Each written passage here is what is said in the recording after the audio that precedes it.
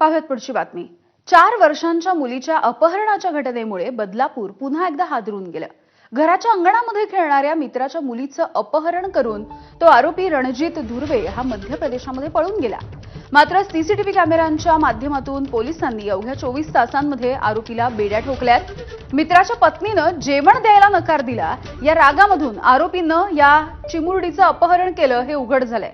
आरोपी रणजित धुर्वे हा सोमवारी रात्री मित्राच्या घरी आधार कार्ड घेण्यासाठी गेला होता आणि त्याच वेळेला त्याने मित्राच्या पत्नीकडे जेवण मागितलं। मात्र तिने जेवण द्यायला नकार दिला आणि याच रागामधून आरोपीने दुसऱ्या दिवशी या चिमुरडीचं अपहरण केलं। अखेर या आरोपीला मध्य प्रदेशमधल्या छिंदवाडामधून बेड्या ठोकण्यात आल्या। हा जो आरोपी आहे तो बदलापूर पश्चिम रामटेकडी या ठिकाणी कन्स्ट्रक्शन साइटवर मजुरी करत होता आणि त्याच्या शेजारीच अपहरित मुलीचं कुटुंब, बालिकेचं कुटुंब राहण्यास होतं। आदल्या रात्री दिनांक 23 रोजी त्यांचा काही कारणावरून वाद झाला होता। प्राथमिक तपासामध्ये असं निष्पन्न झालेलं आहे।